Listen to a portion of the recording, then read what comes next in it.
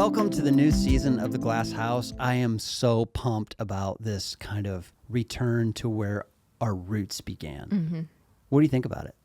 I'm really excited about it. I mean, now we've been doing this long enough to know what is connecting with people and what is not. And I feel like how-tos are helpful, but there's so many kind of how-to podcasts out there. And so, you know, we are a niche podcast. And so there's not a lot out there of pastors talking about the emotions they feel. And so the episodes that have connected the most with people are pastors and families or counselors talking about what it's like emotionally inside the glass house. And so we kind of wanted to just go back to that, the initial, how we began. If we had permission from Aerosmith, we would cue Sweet Emotion right here.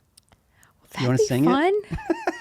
Kind of reminds me of Rock and Roller Coaster. I'm going to reach out to my guy over there at Aerosmith and see if we can get that done. What's his name? What's his name again? Steven Tyler? That's his name, Steven Tyler. He's your guy. He's the Rock and Roller Coaster guy in my book. Anyway, the emotions are the melody of the heart. This is the stuff that really makes up the music of who we are. And I love listening to people talk about emotions. I felt very poetic. Thank you. It's the melody of the heart, music of the heart. I'm a poet and didn't know it. No, you're just reading a bunch of poetry books right now. I do like poetry, yes, but that's another episode. We are going to begin this new episode today with Chip Dodd and Bryan Barley. And I could not get over the sadness when this conversation ended with them. I wanted to keep talking. Well, I remember this date because we had a very hard stop. Like we had to be done at a certain time. I was so mad about it.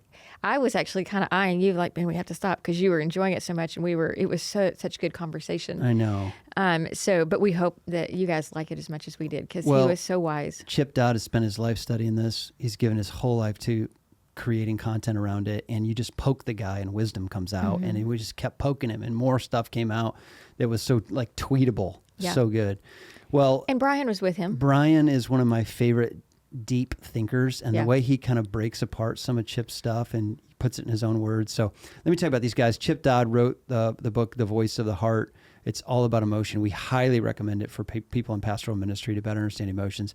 Bryan came alongside Chip to help him kind of get the message out. Bryan was a church planter in Denver, was a student of his work, Chip's work, and came and now works alongside him. The two of these guys together are all about promoting emotional health in just people, but particularly in people in ministry. And Bryan's still in ministry. He's working at First Baptist Nashville downtown. Yep. And so he hasn't forgotten about the challenges of ministry. He's still right in the thick of it while also helping Chip. They're going to give a quick overview of the emotions, and then from this point on, each week we're going to look at one of those emotions and interview a different person or a couple about it. Now, before we hop in there, I want to say something that's really out of character for me. I want to talk about this new Bible study I wrote that's coming out, and I feel super weird talking about it because this is not my jam. I don't like self-promotion at all. But these people who helped me put it together work so hard that I feel like I would be doing them a disservice if I don't talk about it, because it really was as much their work as it is mine. But I had this idea for a 6-week study called Together, and it really begins with the beauty of the Acts 2 church and how that family of people lived their lives so interconnected, emotionally connected. They met together with glad and sincere hearts. And so I had a vision for a 6-week study where a small group who's really wanting to get closer could walk through these passages and study it together. There's video content. I was really pleased with how the beautiful cover came out. But if you're in a small group and you're just kind of feeling stuck, or if you're a senior pastor and you feel like your people don't want intimacy, and why not? This whole study was designed with that group in mind. So I hope you'll check it out on lifeway.com. It's just called Together, and I'm really proud of it. I'm really proud of the team that worked around me to make it way better than I ever thought it could be, and I hope it's a blessing to you. Let's jump into the conversation, and let's hear what Chip Dodd and Bryan Barley have to say about emotions.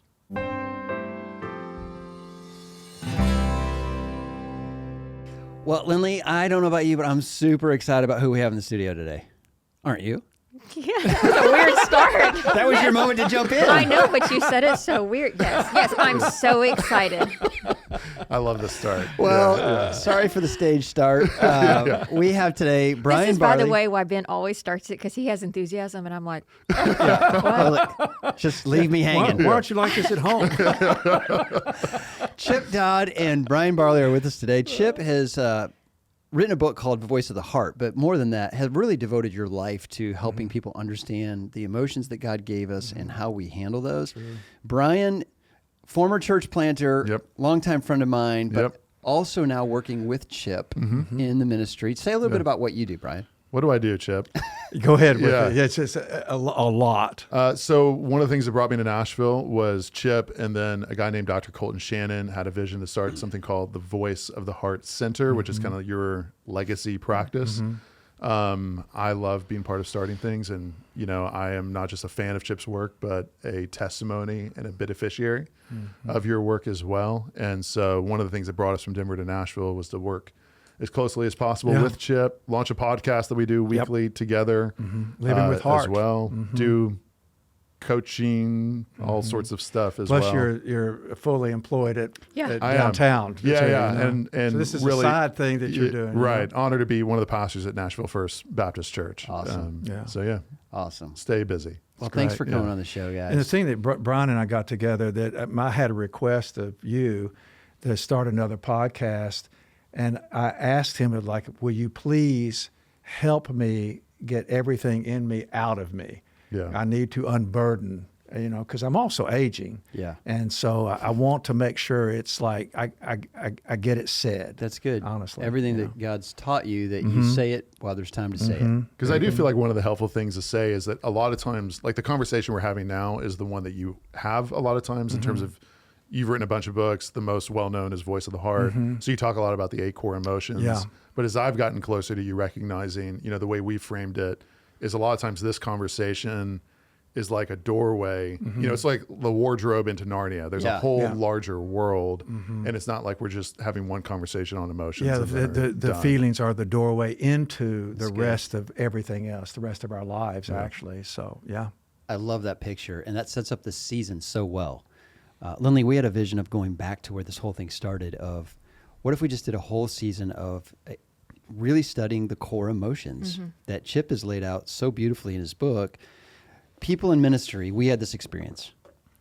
Sunday's always coming. Our marriage needs to look intact. It could be really dangerous to pull some of these emotions out on a Thursday or Friday. So let's just keep them underneath the rug. Or keep the fighting to Tuesday and Wednesday. Yes. Okay. But there's a lot of danger for ministry people to express their heart because it could blow up. It could become explosive. It could be dangerous. Well, and the reason we wanted to begin this 2025 with this episode is because these are the ones that have connected the most with our audience of just understanding it. In some ways, we minister to a lot of small churches and small towns who don't have as much access to counseling, personal counseling. So I think sometimes our listeners feel like, oh, this is really helpful for us in a season where we maybe don't have the finances or the ability to go somewhere. So we're really excited about this, and counsel us away. Amazingly, I hope that what we leave with today is that even in small towns, small places, small churches, there actually is more access than a lot of people realize. But it doesn't always have to be professional access because we've been given, believe it or not, the gifts of being able to access ourselves with God and some others. Believe it or not, we walk around with it because this stuff that I'm talking about is not new. It's as old as we are in terms of humans. So let me paint a picture of what I think is the average pastor. I think a lot of guys are just like this. Sunday's coming, got to get my sermon ready. Got a bunch of church members mad about X issue. I'm going to try to get all that together in the afternoon, give my mornings to God, afternoons to people. Week after week, the machine of running the church just continues to relentlessly come. And all the while, with each week, more and more emotions start to stack up. A lot of that has to do with shame, fear, hurt. And pastors historically have felt like counseling is not something that people should know that I would do. That's something I recommend others to do. Right. So when someone like I just described comes to you and says, help me, where do you start? You can use my story explicitly if you want. Exactly. We start. Like, are you teeing him up? Is this like an alley-oop that he's gonna dunk? I wasn't describing you, Bryan. Bryan, go for it. Well, you know what? Honestly, there are some. If a person's on a train, the train goes where the tracks are laid. Yeah. Okay, so there are some real commonalities among leaders, regardless of the, let's call even being a pastor. I know it's a call, but it's also a profession. And they're like these 5 problems that are consistent with all these leaders who take on more than humans actually can do without help. Work becomes associated with worth. Your performance starts to matter more than the name dad or mom. In other words, your presence matters less than your performance, and you're only as good as the last thing you did. Mm-hmm. Then all of a sudden, people become objects that have to be managed. And every phone call is a threat rather than somebody calling to say, I just called to say hello, because you don't even expect it anymore. Right. So people are objects that are managed rather than relationships that we can be involved in. And then that leader becomes isolated. They don't know how to get their needs met. They don't know what to do with feelings because their feelings are considered weaknesses based upon those 3 those 3 values. Yeah. And then what happens in that isolation, what occurs next is that because we're relational creatures, we're going to find a way to connect with relationships somehow, somewhere, someplace. And so that's where the leader falls into secrecy, whether it's fantasizing about retirement or all the different ways that we know that leaders get trapped and they wind up ultimately being exposed, and then they end up often tragically being not allowed to return through redemption to be restored to the place that they were really called to. And the problem is, as crazy it sounds, the solution is so simple that we can't even believe it. And it's that what was happening all along is that leaders are trained to run from the very thing that heals them. If you feel it, you can heal it. It's the same thing that if you don't know your pain, you don't go to the doctor. And I remember there was a woman that I saw years ago. She had a daughter who could not experience pain. And her deepest prayer was, I just wish I pray for my daughter to experience pain. Because without experience of pain, she didn't know when she was sick. She would become infected. She could become septic. And the mother wouldn't even know it until it was like too late. And leaders wait too long to admit need because they're taught to be removed from it. Yeah. And needs are indicated that we have them through feelings. And feelings are actually God's gift to us to let us live fully in a tragic place. I want to ask Bryan and Lynley a question. When you were exposed to the 8 core emotions, were you at all shocked that all of them seemed negative except one? You go ahead. You want to go first or you want me to go? No, I was not shocked, but I do remember laughing because when our very first counseling experience, Ben said, "Why are 7 of them bad and 1 is good?" Really? And no, so I wasn't necessarily surprised, but I'm pretty emotional. I mean, I'm kind of an emotional roller coaster. I feel my emotions, and so I was like, well, this is why I've been sad or lonely or fearful, but I didn't have names for them. Yeah. So it was really helpful. I was most surprised that the unhealthy side of anger is apathy and not rage. And so what's been the most helpful for me, and we can go to Bryan here in a second, is that when I am most mad at Ben and really vocal and stuff, I'm scared. Almost every single time I'm scared. Yeah. And so he'll say, "Why are you so angry?" And I'm like, "I'm not angry. If I was angry, I'd be apathetic." And so we have to start really identifying that. But I you want take to it hear away, your Bryan. response to that. Well, I remember the first time I read Voice of the Heart was late fall 2011, and the intro made sense to me.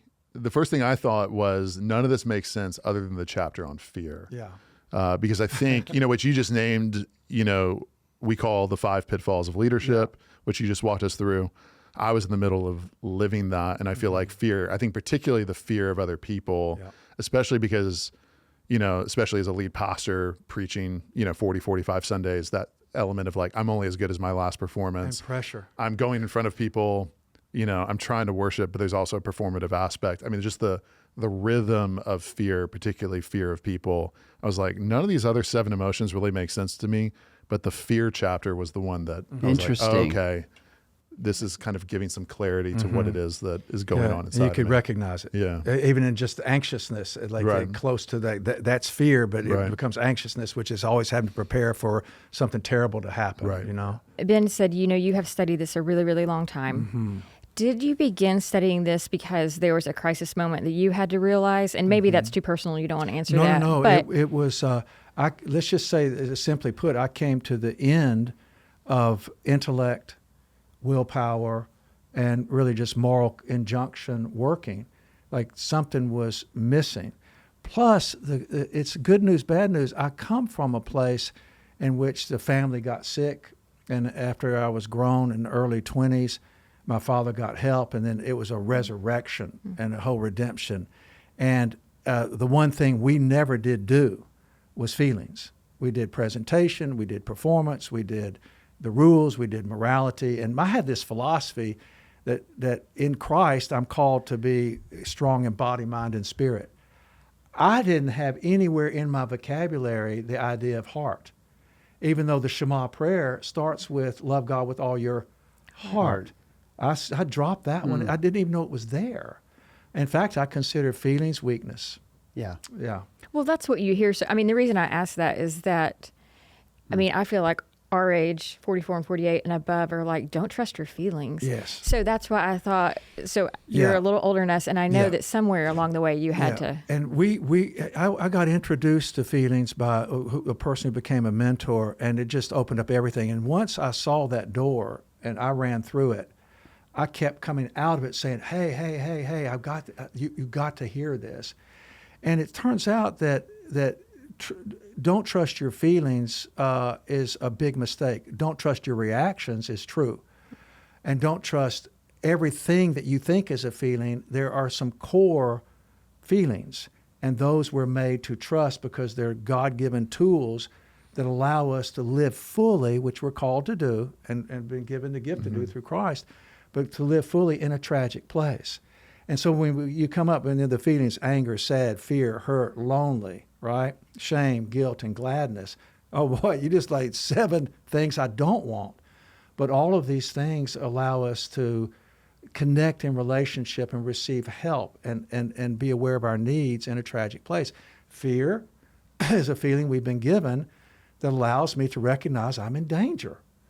And then to do what fear calls us to do what any child would do, cry out for help. And then we're literally are born believing that help will come.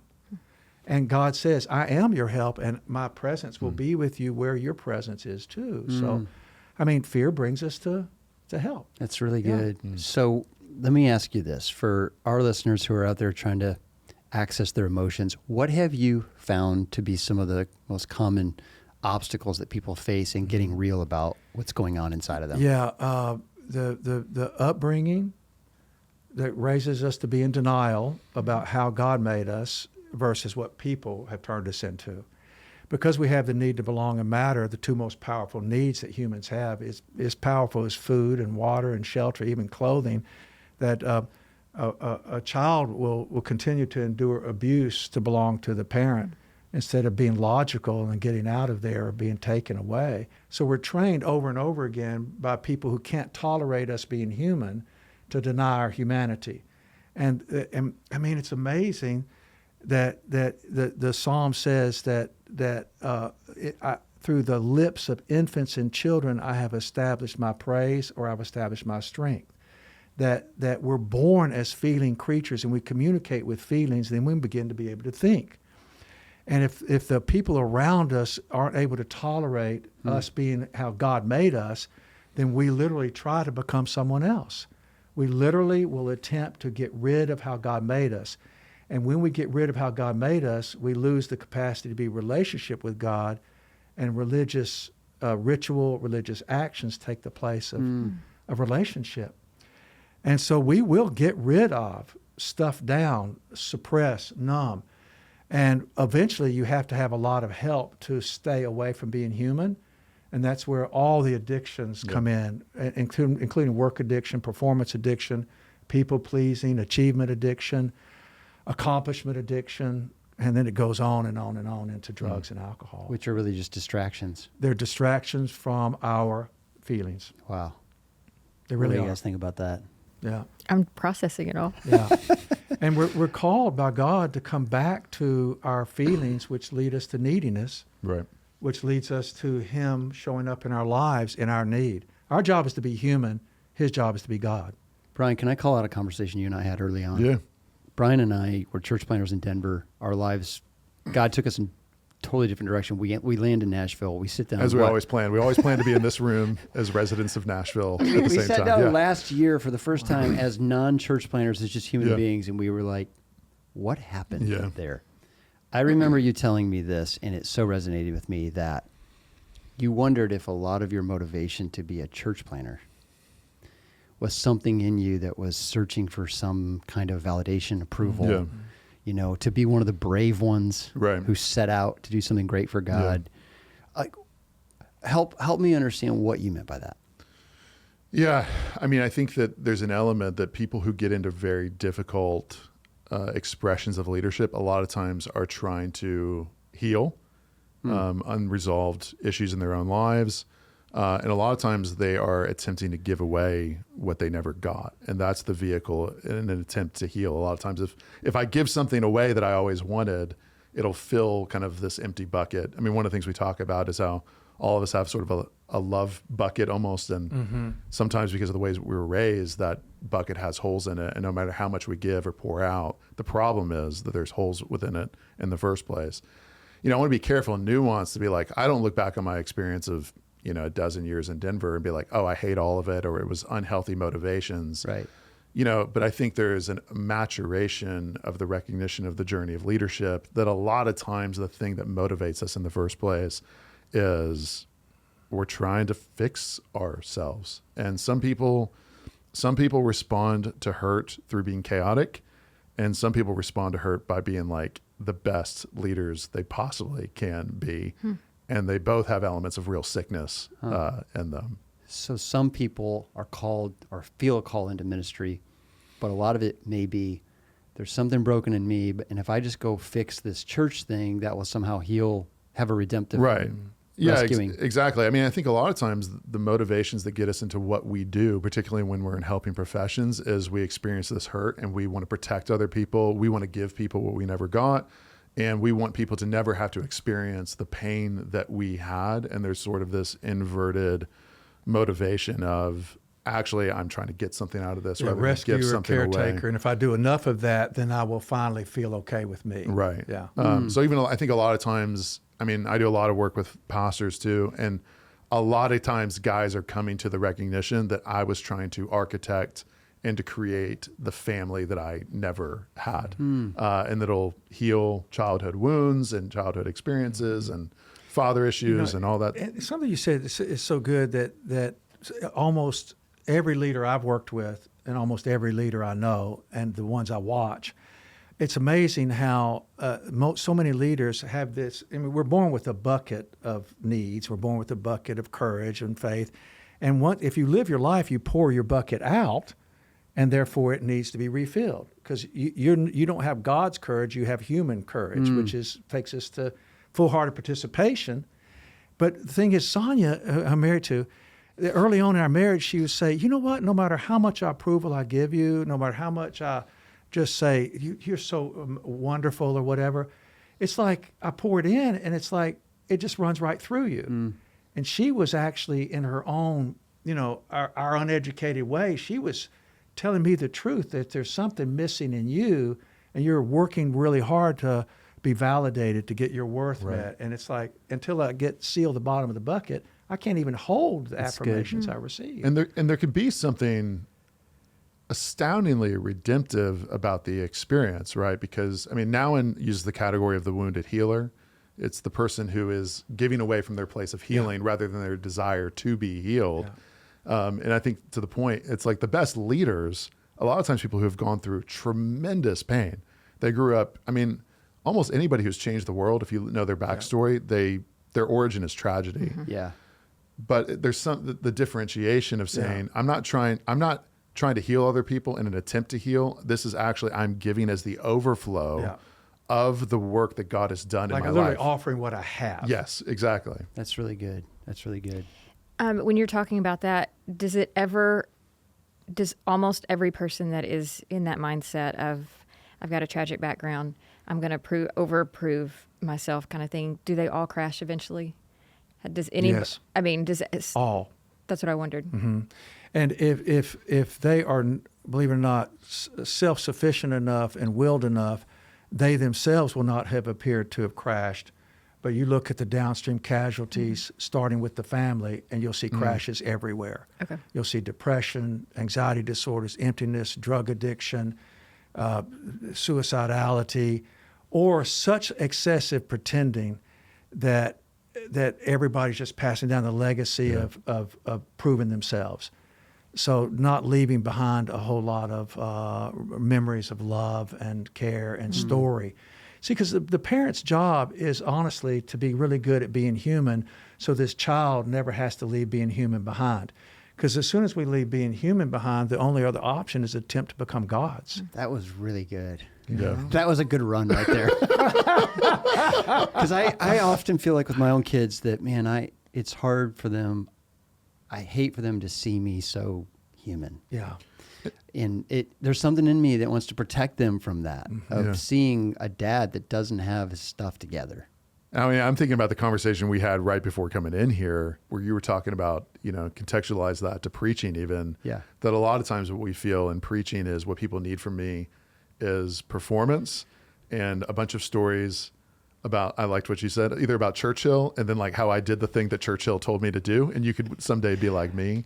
When really the moments, and it's even interesting to bring it back to what you said at the front, even the episodes that most resonate with people are the ones about the heart, where connectivity happens in this moment of vulnerability, but then we believe the lie. It's like the worst thing that we could give to somebody. As a person sitting in the crowd, a pastor that is vulnerable is so much more relatable. Yeah. Right. So when somebody stands up there and says that, they try to protect and create this image and perform.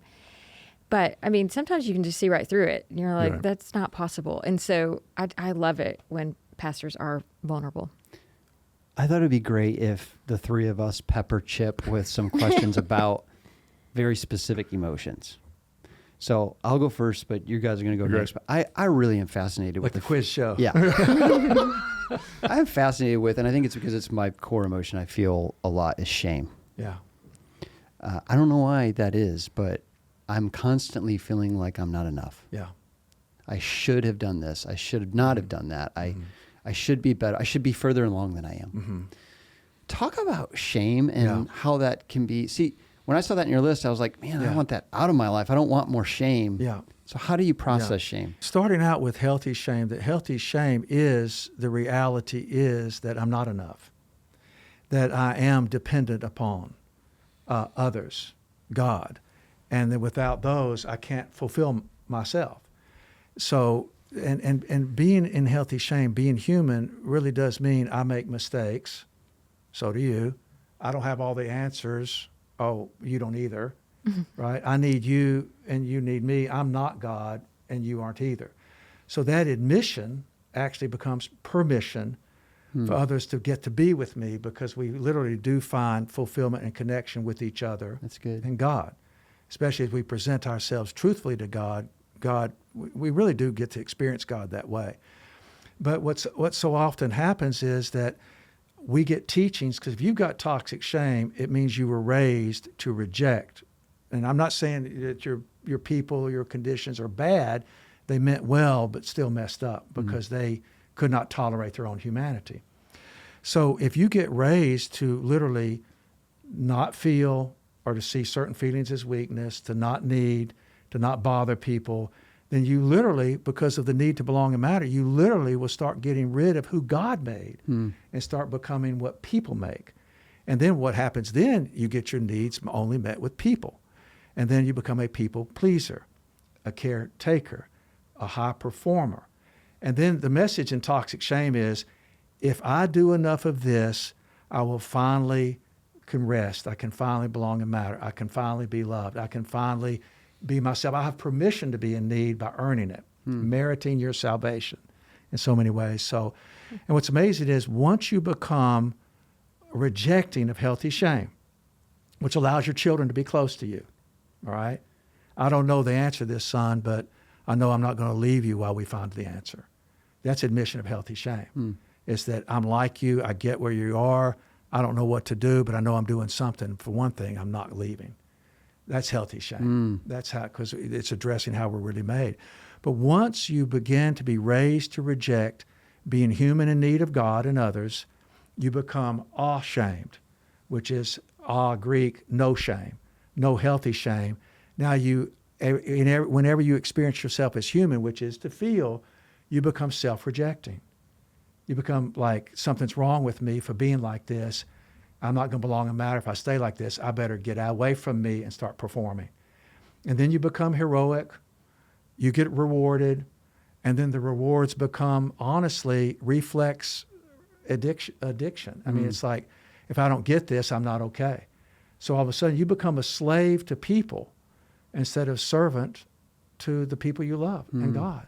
And you can see where so many leaders wind up leaving their families in the name of God, because I believe that pastors are actually called, but the calling becomes contaminated when ministry matters more than family.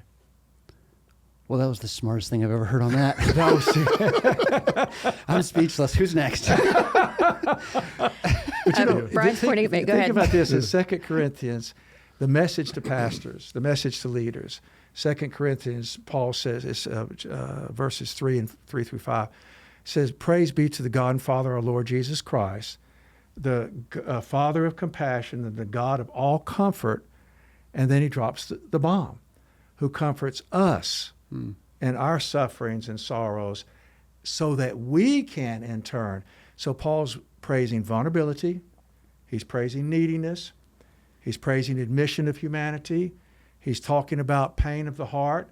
He's talking about fear and hurt and sadness and loneliness. He's talking about desire for the gospel that thrusts me into pain. He's talking about, if I don't get my needs met, how will I meet the needs of others? Because I know I can't pour out of emptiness. If I'm not refilled, I can't fill. If I'm not restored, I can't store up for others. Beautiful. And then he said, I need that. He was the first needer, the first feeler, because if I get my needs met, then I can attend to the sorrows and sufferings of others by relating to them. Not the fixer, but the relator. But as relating, he said, I'm just like you, and guess what? We've got solutions for this. And it comes to admitting, starts to admission. Quick story while you guys are loading. I was with a church search committee. I had preached at their church. They wanted me to give them some names of people I may know who would be a fit for their church. I said, what are you looking for? This older gentleman said to me, we're really looking for a pastor who has suffered. It stopped me in my tracks. All the times I've asked that question, there's always like great preacher, people person, administrator. We're looking for somebody who has really been through the hard stuff of life and can relate to others who do. Yeah. I thought that was genius. And it's not about age, is it? It's about willingness to admit pain and deal with pain so I can relate to other people's pain and lead them. Yeah. Because of the pain. That's just confirmation of all that you It just shared. is. It really is. And that was somebody who had been through something to be able to know what the church was looking You've been for. on the other side of that journey. Yeah. I was going to say either fear or anger, and I could wholly, either one of those describe my personality. So I think I go between both of those, which sounds really terrible when you're talking out loud, like I'm an angry person. But I just like to pretend that I'm in the healthy part of it. I'm just passionate. Yeah. And, but you often are. I am. wanna say Yeah. that. I mean, I really I am believe like it. passionate I about it. very much believe that. And so, but I would say in an unhealthy form, fear has been the hardest for me to identify, because I like to pride myself. I'm not a people pleaser. No one's going to hurt me. No one's going to whatever. I mean, that's my downfall. My weakness is to pretend like nothing's going to get me down. And then I get scared about stuff. And that's what happens too. Sometimes he'll come in and Ben will kind of change his mind on things or something. And we'll have been going straight, like going this way on a decision. Then he's like, no, I don't want to do that. And it just throws me into like a loop. Like, wait, so it scares me. And it's hard for me to identify. So is that fair? I don't want to throw you under the bus. I think you crave stability, and I can be a person that likes to mix it up a lot, and it terrifies you. I don't want to upset you. So So just when you're pretty sure of what's going to happen in the next minute or two, which is we're called to be able to have security. Okay, all of a sudden, Ben, you're already looking right because you're all going to turn right, and all of a sudden your head's jerked over. Yes. Well, that's called scary. yeah, Right. thank you. It really is, because just when something was said and you're trusting, and I'm not talking about you, but I'm talking about life, But just when you're trusting that something's going to happen, when it doesn't happen like you hoped, wished, thought, or were told, you're not certain anymore. You're at risk. And so therefore, to be afraid is to be healthy. And out of that fear, we're called and created to ask for what is going on here. Like, what just happened? I need you to be secure with me. I am trusting you, so I need to know where you are, what's happening, what we're doing. And so fear is a feeling that lets us ask questions. But if we're not good at asking questions, asking for help, it quickly turns into accusation, trying to get control. And when we can't get enough control, it finally turns into rage. And rage is kind of a murderous attitude. I mean, honestly, it's like, I will do what I've got to do to save me from having to feel. And very often we're like, because of the lack of certainty we've often had, we will have a tendency to go towards anxiousness, control, and eventually when we can't get it, to blow, you know? And, you know, if Ben's always happy, you know, kind of thing, it's like, hey, Ben, hey, come down here with us. Kind of thing. But I mean, you can have a very certain mood of trusting God, but at the same time, you've got to be able to know, like, what it's like for others to be in around chronic happiness, you know, because that can lead for you to always have to, excuse me for doing all this, but have your way, you know, and because you're happy, your way is right. Maybe you can speak into this, because I think a lot of couples deal with this, but I actually think the spontaneity of who God made me to be is something that Lynley loved at first. Drew her to me. I think I was pretty adventurous from the start. But after a while, it starts to wear on you. Absolutely. How do you counsel couples through that? You know what? Because you're in the process of change. I mean, I remember there was a couple, when she married this guy, he was just so funny. He was just comedic. It was just like a barrel of laughs. They got married, and then, like, nothing serious. And it's like, all of a sudden your jokes are stale. And I married a joker, a funny guy, and it turns out he's the joker. And then she couldn't get her needs met, so on. So in so many ways, we marry our incompleteness, and that's not bad at all, because we're seeking to help complete each other. But then we have to be also open to, like, what was that which was most attractive also needs to gain, because in completing each other, we become able to relate with somebody else that's not like us. And the only way to relate to somebody who's not like us is the common language of what it is to be human. And the common language of what it is to be human is feelings. I mean, I cannot stress enough, in a world that won't hear me, that we are feeling creatures who have developed the ability to think. We're not thinking creatures who just have to mess with this silly heart of a child that God gave us to be in need. We are self-rejecting. And because we're self-rejecting of our neediness. And that takes us away from being able to really understand each other. That's good. And we only relate to each other through compassion, and that's through empathy. And feelings are the language of commonality. Hey, there's a line. Bryan and I use it a lot. I use it a lot. Bryan puts up with me. I laugh every time. I don't even know what you're going to say, but I laugh every time. Yeah, it's a world of laughter and a world of tears, a world of hope and a world of fears. There's so much that we share that it's time we're aware it's a small world after all. That is literally. I feel like we should sing the song now. Think about that, from the silliest, dumbest, brainwashing ride in the world that only children grasp and adults hate. Sonia said, "Did you hear that?" I'm like, "No, what? I'm on off the ride. Did you hear that? Did you hear the wisdom?" And it's almost biblical. We have a story with that ride. Good. I'll let Lynley tell it someday. Yeah. I feel like we've told it before, but I may have gotten into a fight in the line of "It's a Small World." Did you feel convicted when you heard that? We were talking about rage. Yeah, like Somebody cut in front of me. It did not go well. And if the line is long, It was long, very and we long. had 4 small children, and I proceeded to tap her on her shoulder and continue to berate her the whole time. But I thought That's a different That's some story. fear That's a gone wild. different Yeah. story. it was truly an Thanks for expression sharing, of babe. feelings. Yeah. Yeah. But it really is true unless we're able to share, which means identify with each other from the inside out, we really are separated apart. And Paul was relating in 2 Corinthians. One of the most painful things that an older man has ever said to me, it just clicked when you said that. Years ago, I was telling an older man about a really painful, scary thing going on in my life. And he said, "Don't be so sensitive." That's all he said. Yeah. And I remember feeling shameful. so overwhelmingly ashamed of myself, of being such a feeler. Apparently, good leaders aren't like that. Right.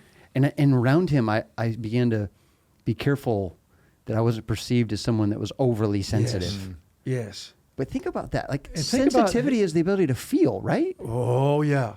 Yeah. And Paul in Ephesians 4, that the chapter about do not be like the Gentiles and futility of their thinking, he talked about hardness of heart and ignorance and separate from the life of God and darkness of understanding. And it all came down to you have gone past feeling. You've lost your senses. You're no longer sensitive. And because you're not sensitive, get ready. You will be taken by the world into sensuality. And no matter how much you get, you continue to have a lust for more. No matter how many awards, no matter how many accolades, no matter how much approval, no matter how many people you pleased, you're a slave because you're running away from having to feel. Paul admonished us. And we go from the mind of the Gentile to the mind of Christ, and we skip how to get to the mind of Christ. It's through our neediness.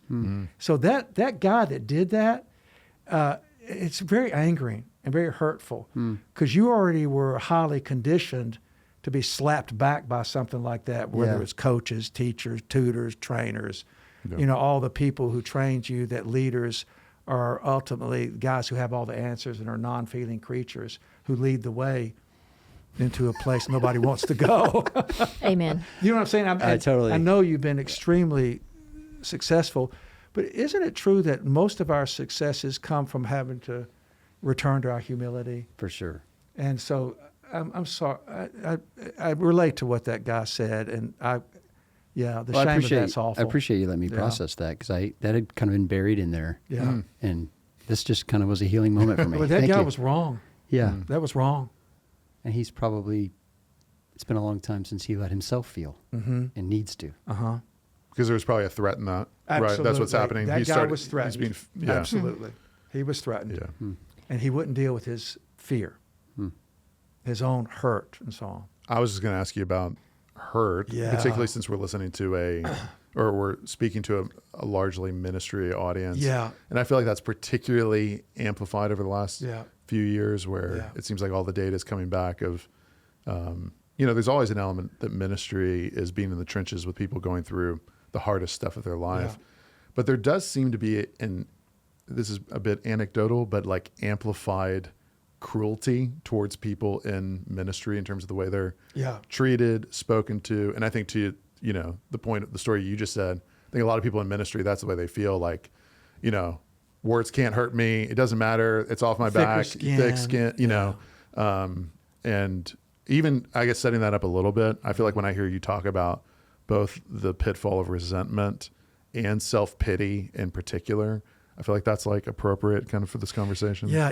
I think that one of the most self-isolating groups of people in the world and the most isolated group of people in the world is the pastor and the family that goes with that pastor, if he has a family, or she, but he mostly.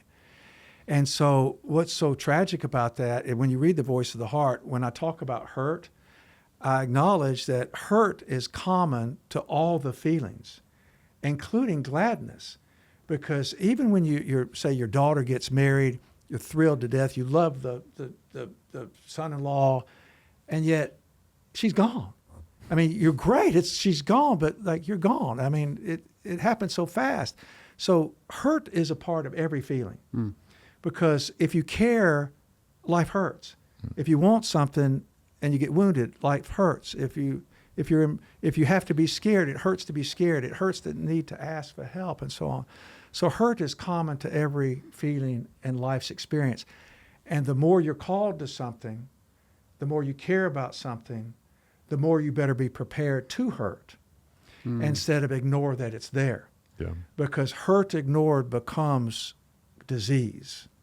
If you get a cut and you ignore it, the chances of infection go up, the chances of gangrene go up, and you're in for an amputation when it could have been actually 2 stitches. Yeah. I mean, this is important. So being sensitive to the hurts of caring is vital. And my hurts got to be healed to re-strengthen me to go back into the calling that I can't not get away from. Because once you're called to something, you kind of can't get away from it. So we, people in the caring world, need to be experts at getting healing, experts at sensitivity. But otherwise, if you don't deal with hurt and go seek out help for hurt, you wind up becoming resentful, which means like nobody cares about me, that I'm going to make them pay for what they've done. I'm not going to give them anything. That's resentment. Or we slip into self-pity. The hurt becomes a sadness about the careers we're in and how so many losses we've had. Like if Jeremiah couldn't deal with hurt and couldn't deal with sadness, he was out because the guy never had any wins. It was just calling only. Yeah. And so we've got to be good at knowing where to go with hurt, knowing other people who know what they've done with hurt, and they're good at having hurt and healing. That's why I love this guy who was wanting a pastor who had hurt before. And so hurt leads us to healing. Healing leads us to being wiser about how to fight. And it gets us more prepared to go back into, we'll call it battle. And whenever in war, whenever you're prepared to go to battle, you take an experienced warrior who knows what hurt is, knows what loss is, knows what wounds are, and has walked through them to lead others who are going to get hurt into battle. So hurt and its healing brings us, believe it or not, to courage, which is a willingness to be in pain. It's a full-hearted participation. So pastors got to be sensitive to hurt, and that starts with being a feeling creature, which allows me to be in need, and you better know who to need, and you only can truly need somebody who knows what feelings are. So you don't go to unfeeling people to get help with pain. So hurt is common to anybody that cares about anything. Well, I'm hurt this is over. I wish we could continue. I knew this was going to happen. We're just getting started. So all those out there who love what you're saying, how can they listen to you guys more? Talk about your podcasts. Where would you direct them? Yeah. Living with Heart podcast. Living with Heart podcast. From birth to death. From birth to death. Sonia said, don't put death in there. Sonia, that's part of life. You know. Yes, that's on Apple, Spotify. You've written a bunch of books. We do seminars and cohorts at the Voice of the Heart Center. The Voice of the Heart just Center. outside of Nashville. Right, .com, and then chipdodd.com, because we're 2 different entities. Yep. And I love Living with Heart podcast. I've always, every time we finish, I express gratitude for that. I was laughing on the front end because we were talking about the time constraints, and I was just like, we've never had that conversation, have we? We're just just like, all right, it's over when it's over. You just poke him and stuff comes out. Right, exactly. By the way, I cannot express enough thankfulness for what you do. I mean, even the name of your podcast, Glass House, we're willing to be seen so that you can know that you're not alone. That behind the doors that are where there aren't glass, there's life happening. That was one of the things I realized in my late 20s when I moved into doing the addictions world, moved into the leaders' lives, because it was all about professionals were coming to me. Behind every front door is a life we either expose and get help, or a life that we isolate from, and the repercussions are very long in their runs. Do you know? So I love what you're doing. I want to thank you for that. I feel like I've been the greatest patient of this experiment more than the doctor. When we first got here to Lifeway, Lynley grieved the loss of our church plant really well. She was sobbing, crying.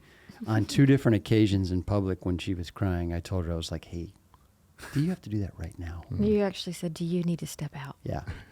That's how unhealthy I was about emotions, because I was afraid of her emotions, and I was afraid of like what they were going to make. I didn't like what they were making me feel. I didn't want to feel that either. Yes. So it wasn't about concern about her. It was more about, I didn't want to feel sad. Yeah. I was uncomfortable with sadness. So take your sadness elsewhere. Yeah. And she has taught me so much about giving yourself permission to feel. And this Glass House podcast has been like a master's degree in talking to people about it. And it's been really helpful for us. Every time we travel somewhere, there's at least one person that's like, hey, I really like how honest your wife is. They never say anything to me. That happened yesterday, by the way. So it's been your journey. Yeah, and I really strongly support people in actually getting the voice of the heart, listening to your podcast, listening to Living with Heart, and just seeking out other people who face that we're feeling creatures who happen to be able to think. That's good. And we need to use our minds to address our hearts and engage with our hearts so that we are whole. I mean, That's really And you've good. written a bunch of other books. Yeah. But can I plug two Please. for you that have been most helpful to me? We got 1 minute. Yeah. Okay. Yeah. One is Parenting with Heart, which I think is the best parenting Yeah. book I've read and has transformed my own parenting. The other would be, especially for people who hate neediness, Needs of the Heart. Needs of the I think Heart. is great. Yeah. Those are good. Yeah. And this Absolutely. Christmas, we put out, Sonia and I put out the Jesse Tree, which is a 24-day heart-oriented Advent into the birth of Ooh, Christ. that sounds really good. Yeah. Just go to chipdodd.com All and right. look up the Yeah. books. We'll do it. Thank you guys for coming on the show. Thank you all. Hey, thank you guys. Thank All you. right. Thanks. Well, we look forward to the rest of the season. I hope you stay with us.